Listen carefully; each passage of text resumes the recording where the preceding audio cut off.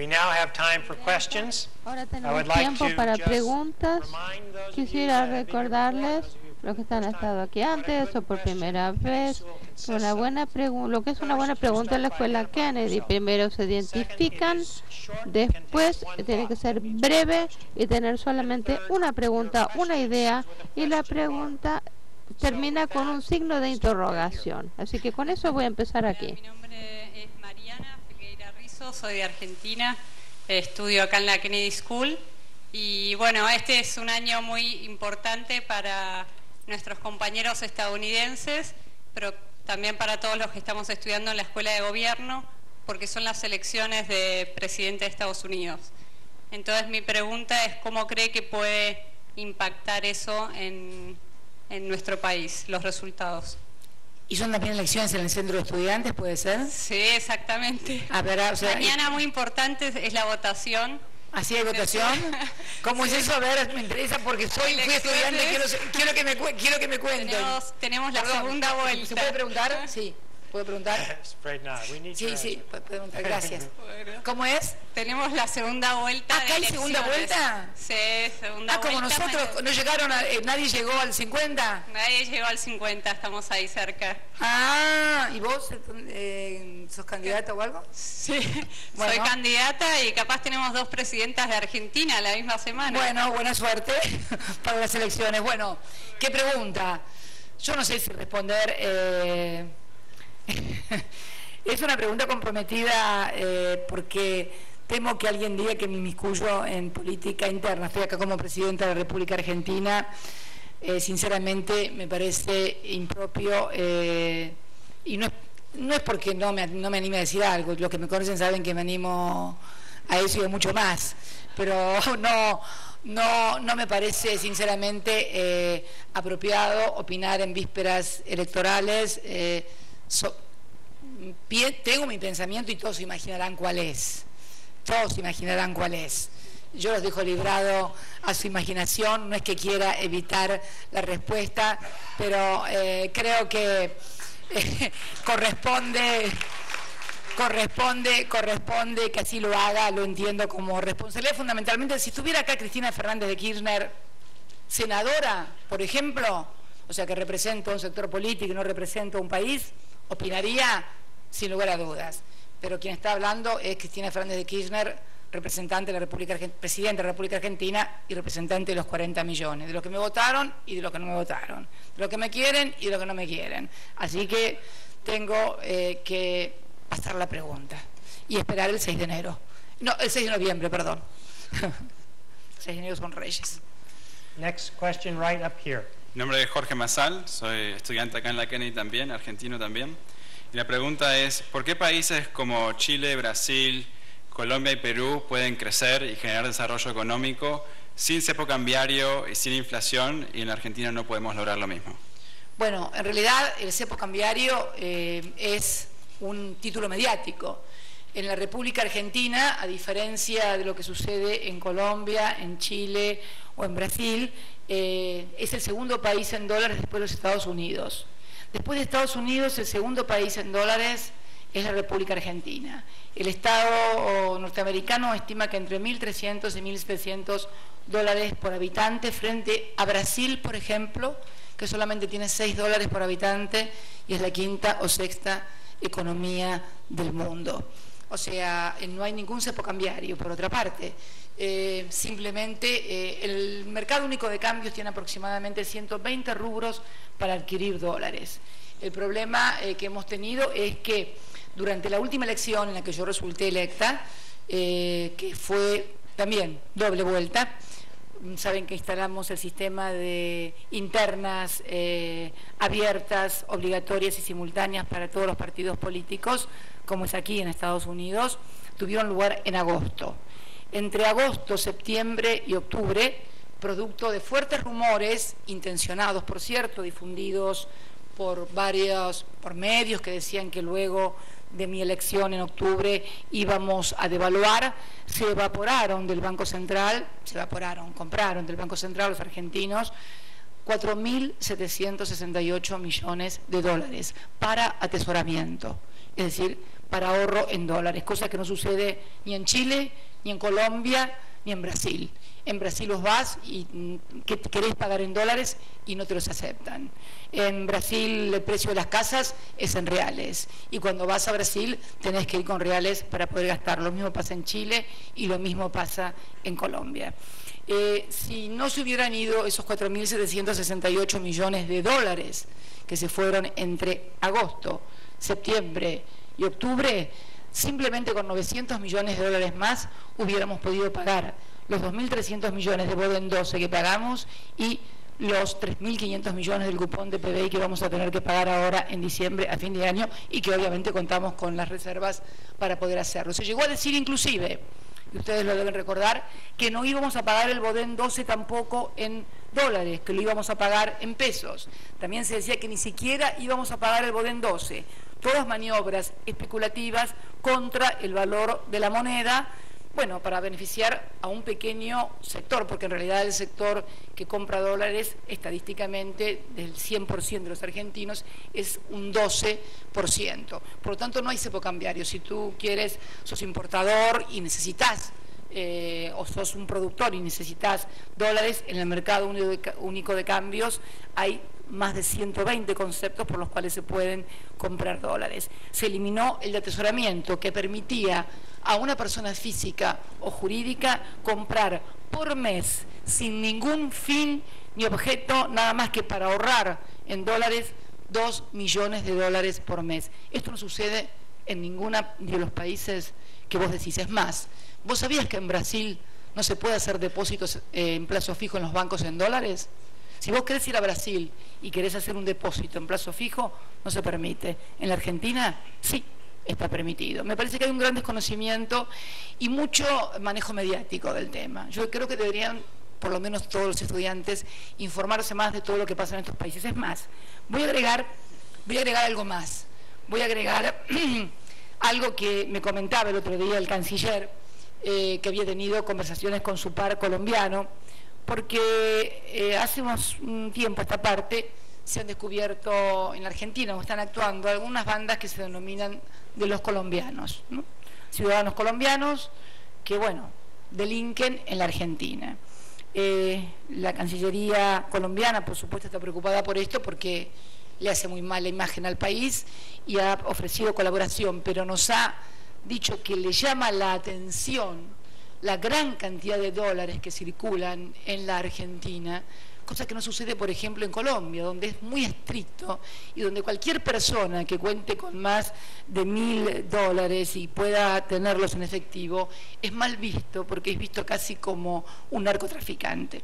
Yo comprendo que la Argentina tiene una fuerte cultura en el tema de los dólares, fundamentalmente a partir del 24 de marzo de 1976, cuando se hizo la ley de reforma de entidades financieras y comenzó un proceso de desindustrialización muy grande del país y se puso mucho acento en lo financiero y no en lo productivo. Y la etapa de la convertibilidad, los 10 años en los cuales había dólares, pero bueno, lo tenían algunos y durante muy poquito tiempo, porque después no tuvieron ni dólares ni pesos.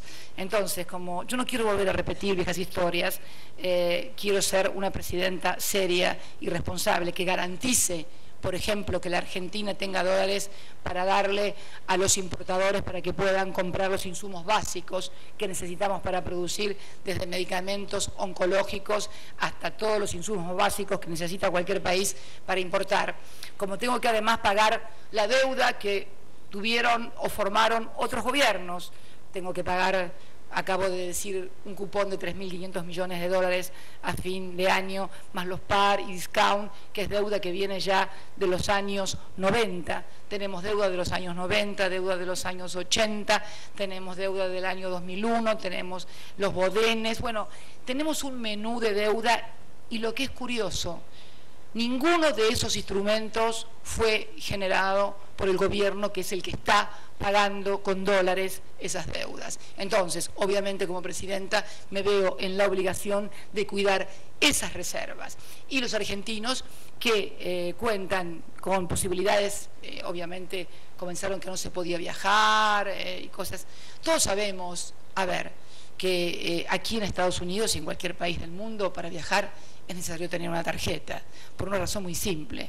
Aunque hayas pagado en efectivo el hotel, tenés que dejar tu cupón firmado porque si no, no te reciben a ningún hotel.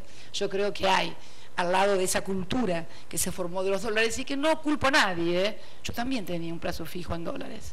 O sea que no estoy culpando a nadie, yo también soy argentina, pero realmente hoy, además de ser argentina, soy presidenta de todos los argentinos. Entonces tengo que cuidar de todos, de los 40 millones, aún de aquellos que muchas veces sin darse cuenta contribuyen a generar un camino económico o salidas económicas que finalmente terminan impactando en todos.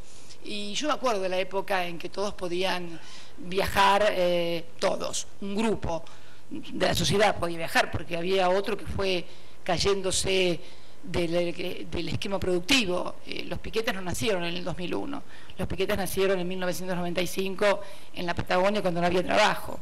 Entonces hay que tomar en cuenta que todas estas medidas tienen que ver, esta medida fundamentalmente, que no es cepo cambiario, porque cepo cambiario sería algo así como que nadie pudiera utilizar dólares. Y la otra cuestión que también tiene que ver con la economía en blanco, porque creo que hay algunos que se enojan mucho es porque tal vez no puedan justificar de dónde sacan los dólares que tienen o el dinero que tienen. Tenemos también un problema grave en eso. O sea, si querés comprar dólares y además no querés decir de dónde sacaste la plata, no querés pagar impuestos y que te querés ir afuera, y el país va a durar muy poquito con gente que haga, si los 40 millones quieren hacer esto, el país dura muy poquito. Entonces, yo entiendo por ahí que pueda haber alguno enojado. Es imposible contentar a todos, pero mi obligación como presidenta es manejar el país concibiéndolo como un todo y cuidando de que funcione para la mayoría de los argentinos. Creo que pueden viajar muy bien. Vi un montón de argentinos en Las Vegas alentando a Maravilla Martínez, que me pareció fantástico. Vi también argentinos que están aquí. Bueno, tú eres argentino. Estás acá, problemas de dólares no debes tener, ¿no es cierto? Vos tampoco tenés problemas de dólares, Argentina. Pues es la cantidad de argentinos que ni siquiera podrán llegar a la Universidad de La Matanza, nunca, a la Universidad de La Matanza. Vos tenés la suerte de estar estudiando en Harvard. ¿Te parece que podés hablar de cepo cambiario? ¿No te parece un poco injusto con el resto de los argentinos? Yo creo que es un poco injusto con el resto de los argentinos. Pero para todos los argentinos. Pero bueno, es mi concepción.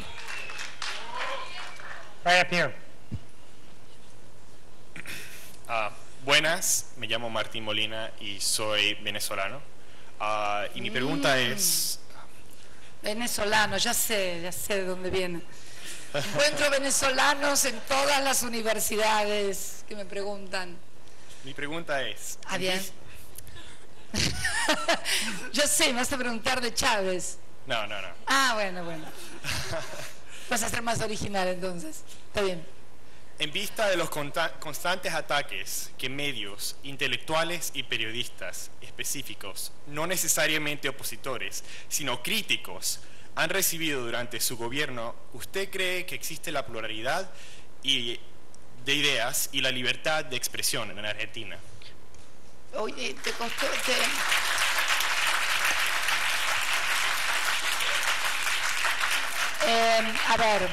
A ver, yo creo que nunca hubo tan como ahora libertad de expresión en la Argentina.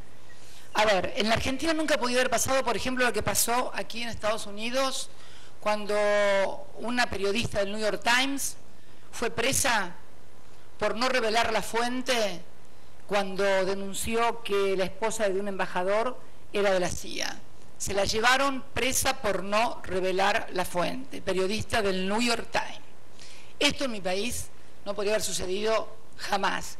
Primero porque está la Constitución que contempla la protección de la fuente. Segundo porque basta leer con cualquier diario o escuchar cualquier canal de televisión lo que dicen de cualquier dirigente, fundamentalmente de esta presidenta o de miembros de su gobierno, y fue esta presidenta precisamente la que envió al Parlamento la ley para precisamente despenalizar a todo aquel periodista que estaba penalizado por calumnias e injurias, o sea, si alguien decía algo y se le hacía un juicio por calumnias e injurias y resultaba condenado, no solamente podía ser condenado civilmente a resarcir con una indemnización, sino que además podía ser encarcelado. Esta presidenta envió al Parlamento y el Parlamento lo aprobó, la despenalización de calumnias e injurias, de modo tal de que cualquier periodista pueda decir lo que se le da la gana de quien le venga en gana. De hecho, lo hacen todos los días y realmente yo creo que, sinceramente, te vi leer la pregunta, seguramente no tenés buena memoria para recordar lo que me querés decir, pero realmente creo que hay mucha libertad en la Argentina, en serio, y vos lo sabés, vos lo sabés. Right over here. ¿Qué tal? Soy Juan Maquieira, de General Pico, La Pampa. En primer lugar, le quería agradecer por estar acá, por esta oportunidad única de hacerle preguntas. Y muchas cosas uno tiene ganas de preguntar, voy a hacer una de todas esas. Mucha gente, no sé si mucha, hay gente en su gobierno o en el Congreso que viene hablando mucho de una posible reforma constitucional para que usted pueda ser reelegida por tercera vez. De hecho, hubo una protesta, en mi opinión, grande, no sé qué opina usted, hace poco, entre otras cosas, oponiéndose a eso en Buenos Aires y en todo el país. Y la pregunta concreta es, porque usted no se ha expedido sobre el tema, ¿usted quiere ser reelegida por tercera vez y quiere reformar la Constitución para eso? Mira, no se trata de lo que yo quiero, sino de lo que yo puedo o debo. Y en realidad es una cuestión abstracta, porque la Constitución no permite mi reelección como presidenta. O sea, va más allá de lo que yo quiera o deba. En mi país se discuten muchas cosas. Se discuten si puede haber reelección, si no puede haber reelección, si hay que reformar la Constitución, si tiene que haber un sistema presidencialista, si tiene que haber un sistema parlamentarista, si hay que legalizar el aborto, si no hay que legalizar el aborto, si los jóvenes de 16 años tienen que votar, si no tienen que votar, si hay que despenalizar o no el consumo de drogas. Se discute, en la República Argentina se discute, pero no es responsabilidad de esta presidenta una reforma constitucional, ni deseo de esta presidenta una reforma constitucional, porque no depende de mí. Como nunca dependió tampoco de ningún partido, porque salvo en el caso de la reforma del 49, todas las reformas constitucionales, fundamentalmente la reforma del 94, no fue hecha por un solo partido, fue hecha por dos partidos. Mira vos, el peronismo había ganado muy bien las elecciones en el año 91 y 93. Sin embargo, no tenía los 2/3 y necesitó el concurso de otro partido, la Unión Cívica Radical, para lograr la reforma del 93. La Constitución, al exigir mayorías agravadas de las 2/3 partes de los miembros, o sea, no solamente de los presentes, de los miembros de cada Cámara, ha sido muy sabia. Por eso creo que se quiere instalar una discusión que puede existir en determinados sectores de la sociedad, pero que no es competencia de esta presidenta. Right here. Muchas gracias. Mi nombre es Manuel, soy de El Salvador, y como un latinoamericano estudiando en Harvard, quizás algunos opinen que no tengo derecho a hablar, pero siento que tengo la obligación de preguntar.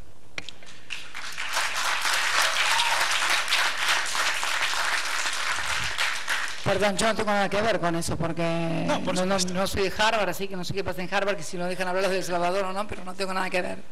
No, porque parece estar que... Adelante, por favor. En base a su última respuesta, teniendo usted el peso y la estatura política e internacional que tiene, Gracias. ¿cuáles son sus planes una vez usted se retire de su cargo en el 2015? Mira, después de lo que me pasó en mi vida personal, me he acostumbrado a tener planes. Si vos me hubieras dicho qué podía pasarme a mí como mujer, te agradezco lo de dirigente con estatura internacional y que me lo diga un salvadoreño. Me gusta más que me lo diga un salvadoreño que me lo diga un argentino. Muchas gracias. Pero la verdad que me he acostumbrado a no planificar. Porque en realidad cuando... Yo soy muy creyente y me he convertido en más creyente todavía. Y creo que hay una frase que pinta lo que siento verdaderamente y que es: si quieres ver sonreír a Dios, cuéntale tus planes. Y lo viví en carne propia. Yo jamás podría haber pensado que me iba a pasar lo que me pasó, y me pasó. Y eso me dio una comprensión de la vida, no solamente desde lo personal, sino desde lo político, que todos esos grandes planificadores, esos grandes estrategas, esos que dicen va a ser tal cosa, va a ser tal otra, va a ser esto, va a ser lo otro, en realidad, mira, yo creo que la vida se vive cada día y siento que vivo cada día como si fuera el último, y también que gobierno como si fuera el último, y lo hago con toda la intensidad y con toda la fuerza, como si fuera la última cosa que tuviera que hacer. Lo aprendí a partir de mi experiencia personal, por eso ya no planifico tanto como lo hacía antes. Gracias. Right up here. Muchas gracias, señora presidenta. Mi nombre es Lynn y yo soy de los Estados Unidos, pero viví 6 años en Argentina. Lo que yo quisiera preguntar es, entiendo que usted no es economista, como nos dijo, pero quería saber cómo se explica el aumento de su patrimonio de 2 millones de pesos a 79 millones de pesos en 8 años. Mira, en realidad no sé dónde sacas esas cifras, pero no ha sido así. Ha habido denuncias en mi país acerca de estas cuestiones, no solamente para mí, sino para muchísimos otros funcionarios, muchísimas otras personas, y la verdad que la justicia lo ha determinado. Yo toda la vida he tenido una determinada posición económica que no fue desde que llegué a la presidencia. Esto lo sabe, no sé cuánto tiempo viviste en Argentina, pero todo el mundo sabe que siempre he ejercido la profesión libremente. Mi estudio jurídico era uno de los más grandes y realmente puedo dar cuenta de todos y cada uno de mis bienes, y de hecho lo he hecho a través de pericias y de cosas que me he visto obligada a hacer como cualquier ciudadana, que es en este caso una ciudadana como en nuestro país. Los funcionarios públicos tienen la carga, es el único país del mundo donde se produce un delito con inversión de la carga de la prueba. No sos economista, vos sos economista, ¿no es cierto? No. Ah, bueno, yo soy abogada. Y en cualquier lugar uno tiene que, es inocente hasta tanto es declarado culpable. El único lugar, el único delito que no es así es en el caso de enriquecimiento ilícito en caso de un funcionario público.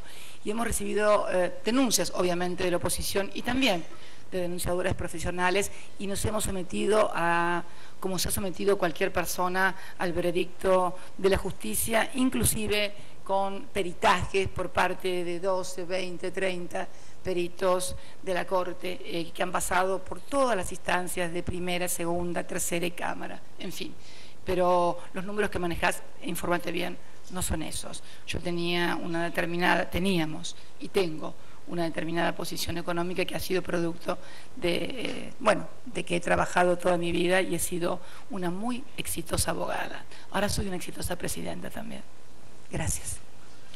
We have time for just 2 more questions. Muy buenas noches, me llamo Juliana Teortúa, soy colombiano, pero mi familia vive ahora en Panamá. Mi pregunta es sobre Paraguay. ¿Usted cómo ve las relaciones bilaterales entre Argentina y Paraguay ahora? Y específicamente en el futuro, ¿cómo ve el futuro de Paraguay en Mercosur?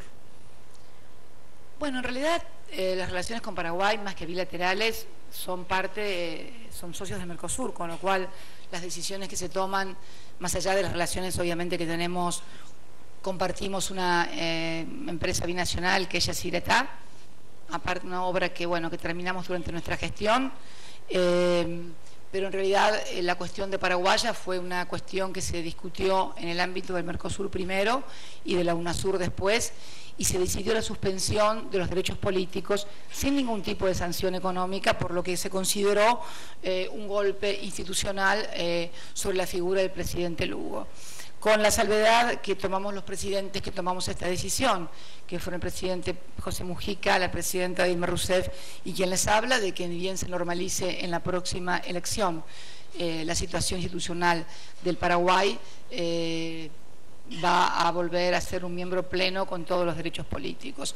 En cuanto a las relaciones bilaterales, yo te puedo asegurar que muchas veces son cuestiones de carácter institucional. Si vos vas a Formosa, si vos vas a Misiones, si vos vas a Corrientes, te vas a dar cuenta que en términos económicos y en términos de vinculación entre Argentina y Paraguay, lo mismo del lado brasilero, no ha cambiado absolutamente nada. En realidad, lo que se quiso hacer en el Mercosur es dar un ejemplo muy claro de respeto a la cláusula democrática que fue incorporada en Ushuaia y que, bueno, y que necesariamente hace que se respeten y se deba respetar los procesos institucionales. Una parodia de juicio político que se tramita apenas en 24 horas, evidentemente, bueno, creo que yo, que he estado al frente de un juicio político como presidenta de la Comisión de Asuntos Constitucionales, cuando se enjuició a 2 miembros de la Corte anterior, y duró aproximadamente 2 meses, porque hay un debido proceso,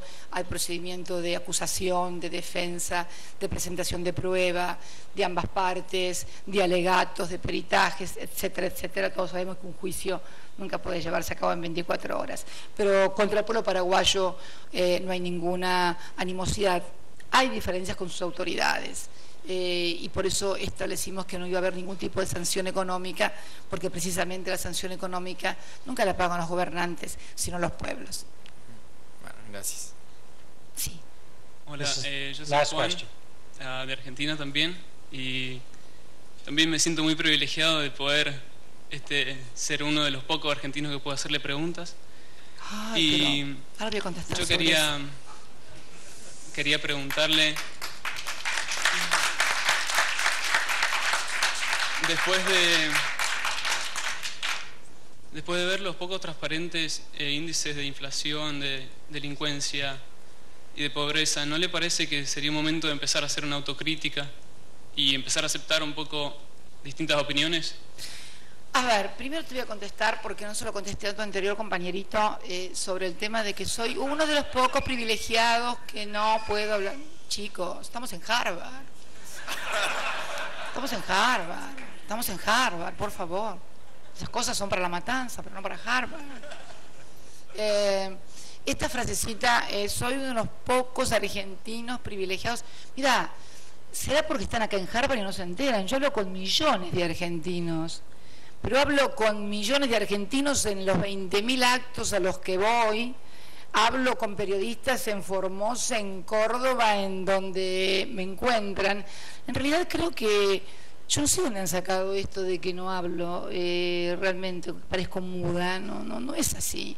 Habla mucha gente conmigo. ¿A vos te parece que si la gente no hablara conmigo, yo hubiera sacado el 54% de los votos? ¿Hubieran votado una muda o una que nunca hablaron ni hablaron con ella? ¿No les parece? Son chicos inteligentes, tienen un nivel académico. Yo creo que no pueden repetir monocordemente lo que escriben 2 o 3 periodistas que además... A ver, vamos a empezar a hablar un poquito en serio de lo que está pasando en la Argentina en materia de medios de comunicación, que han dejado de ser medios de comunicación para convertirse en medios de oposición. Si quieren hablar de periodismo, vamos a hablar en serio de periodismo y de medios de comunicación y de regulación en materia de medios de comunicación. Ustedes viven en Estados Unidos, un país donde hay una fuerte regulación en materia mediática. Por ejemplo, en Estados Unidos nadie que sea propietario de un medio escrito, el dueño del New York Times o el dueño del Washington Post, puede ser titular, por ejemplo, de licencias de televisión o de audio, mucho menos ser el único dueño de la única fábrica de papel de diario.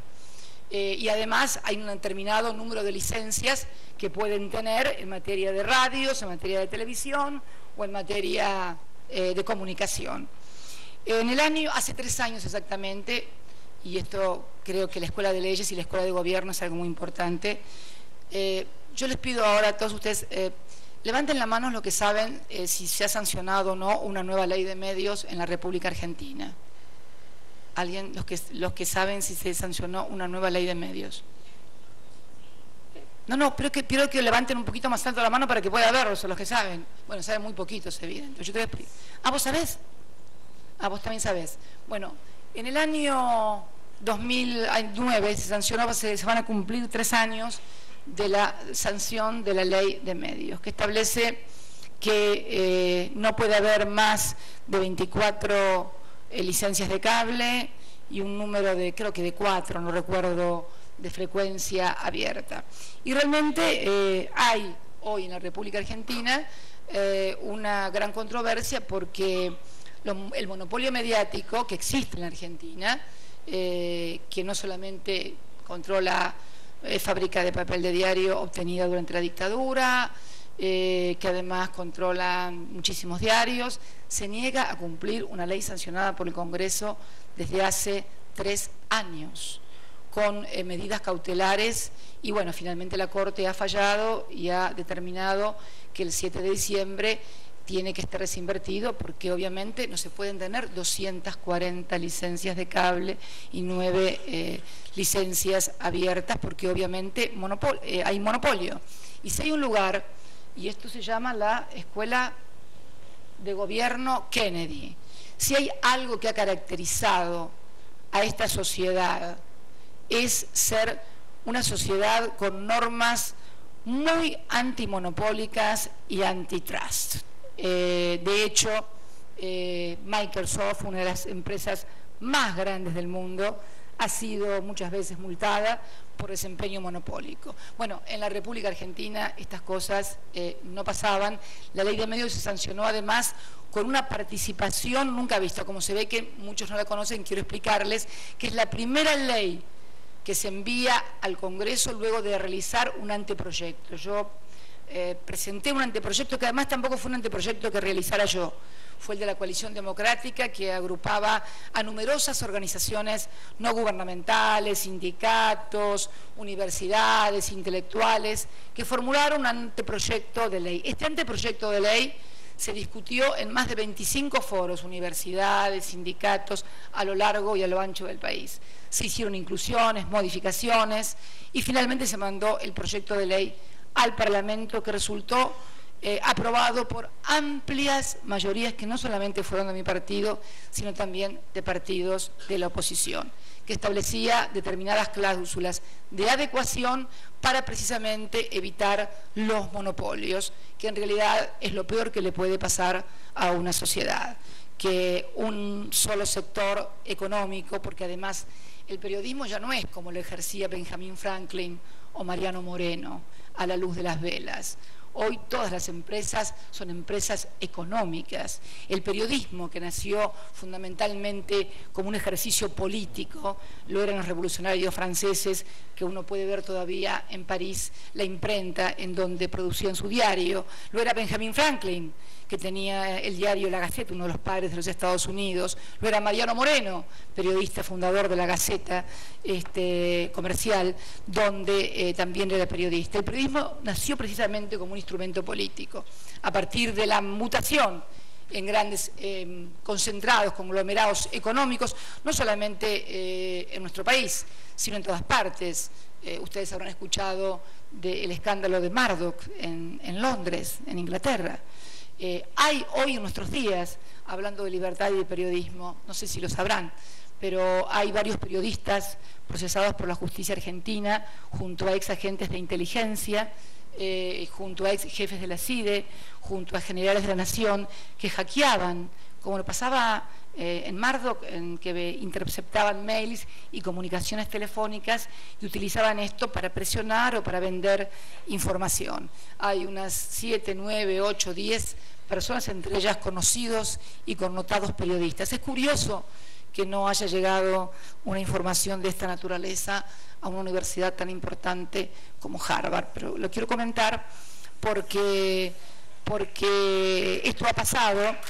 Y creo que debemos tener la sensatez, como mirás para abajo, pensé que te pasaba, habías perdido algo. Quería decirte realmente que el problema que hoy radica es esto, o sea, no hay una libertad absoluta, tan libertad hay que hay un monopolio que no acepta la ley y no reconoce la autoridad, por ejemplo, de aplicación que votó el Congreso y que ha reconocido hasta la propia Corte Suprema de Justicia de la Nación. Por eso quería, para los que no conocían la existencia de esta regulación en la Argentina, que en realidad todavía estamos muy atrasados respecto de lo que es Estados Unidos en materia de libertad de expresión, porque la libertad de expresión la puedes ejercer en la medida en que puedas tener lugares en donde expresarte y que no todos los lugares pertenezcan a un solo medio. También uno lo puede ver cuando aquí ve cómo toman partido determinadas cadenas mediáticas, en fin, por tal o cual candidato o por tal o cual política de gobierno, lo cual no está mal. Yo no creo en la objetividad del periodismo, creo que el periodismo debe tener opinión, creo que cada uno de nosotros mira el mundo desde un lado, desde una ideología, desde determinados intereses, pero no sos uno de los pocos argentinos, tal vez porque vivís acá en Harvard, obviamente, vas a hablar poco conmigo porque yo en Harvard no vengo, pero te puedo asegurar que hay millones de argentinos que hablan con esta presidenta constantemente. Sería tonto pensar otra cosa. Hablo con periodistas, hablo con sindicalistas. Lo que pasa es que me parece que el periodismo se ha convertido en la Argentina en algo muy autorreferencial. A mí me llama la atención venir a una universidad y estar hablando no vine a la escuela de periodismo, vine a la escuela de gobierno y yo soy presidenta. Y la verdad que me llama la atención poderosamente que todo gire en torno a si hablo o no con tal o cual periodista, o si hablo con tal o cual.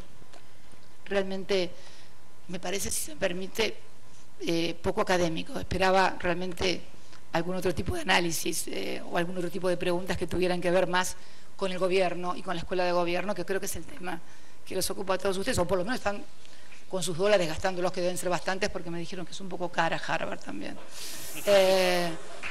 Aquí, así que bueno, nada, quédate tranquilo que hablo con un montón de gente. ¿Qué es lo que querías saber? ¿Me puedes repetir la pregunta? No, creo que... ¿No te acordás?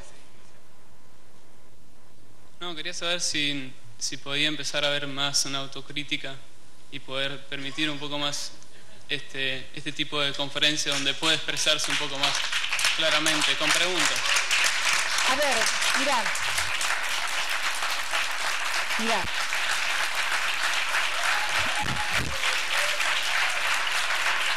Yo te digo, mis funcionarios hacen conferencias todos los días. Casi todos los días hay un funcionario explicando, desmintiendo y demás. Pero en realidad también llega un momento en que uno dice una cosa, publican otra.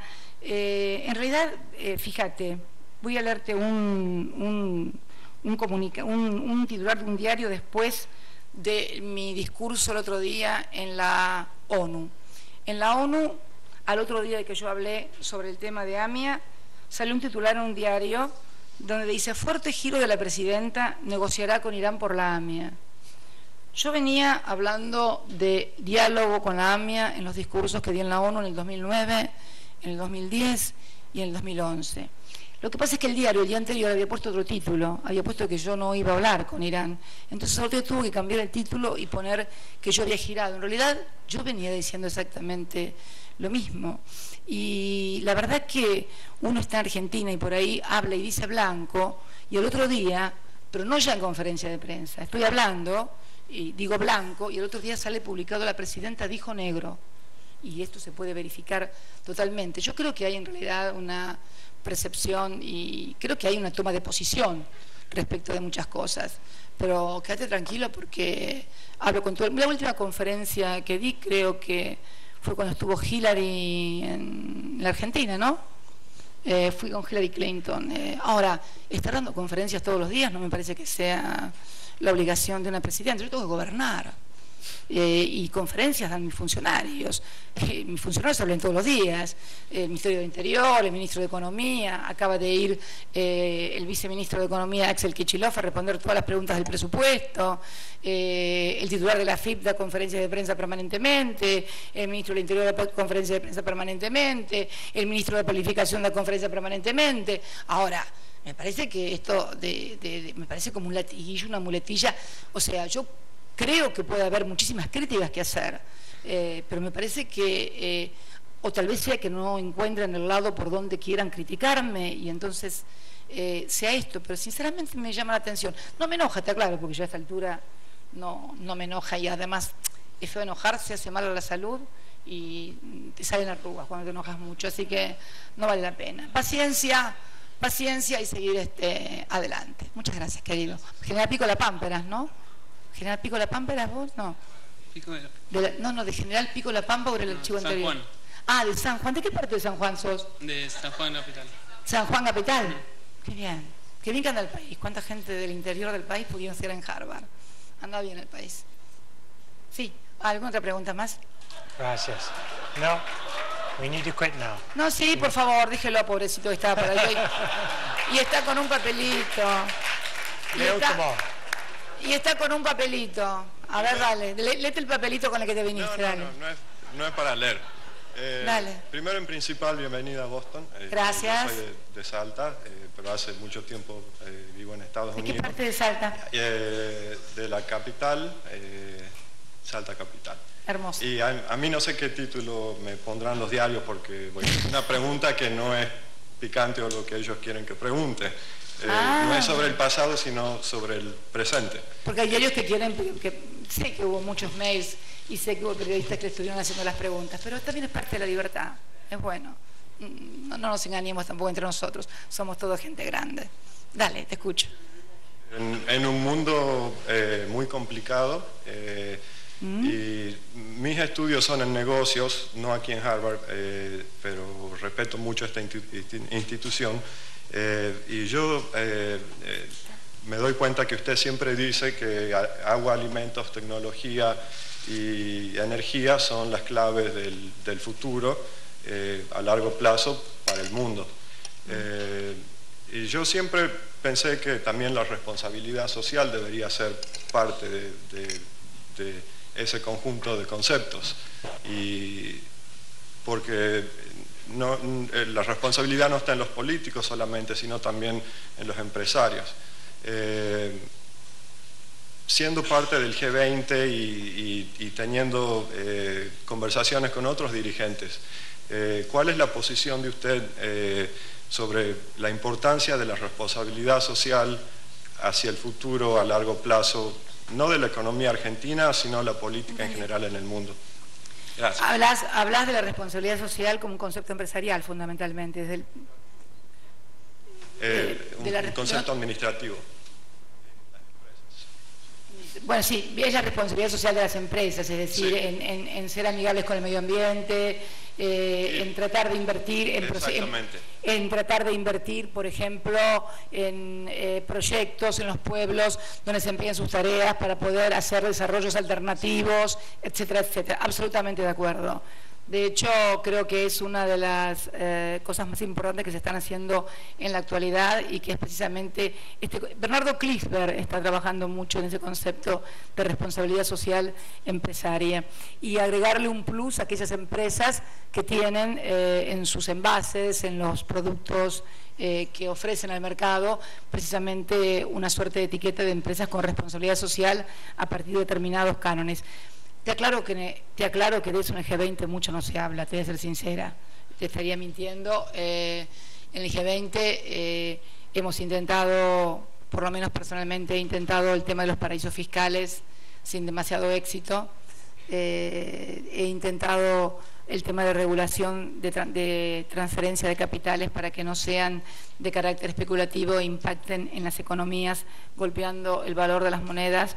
He tratado de incluir la infraestructura y fundamentalmente el financiamiento de los sectores más vulnerables como un mecanismo también para la reactivación, lo que estuve explicando, pero realmente el G20 es un espacio que es bastante nuevo y realmente, tiene sus complejidades, pero no se ha hablado demasiado de responsabilidad social. Sí se ha hablado en reuniones de empresarios que conforman el G20, que son empresarios como que acompañan el G20, como también ahora hay dirigentes sindicales que acompañan las reuniones del G20, pero en el G20 propiamente dicho, no. Pero vamos a llevarlo, es buena idea. Gracias, muchas gracias. Muchas gracias. Thank you very much, Madam President. Y faltan más. No más. Por favor. No, faltan más, no.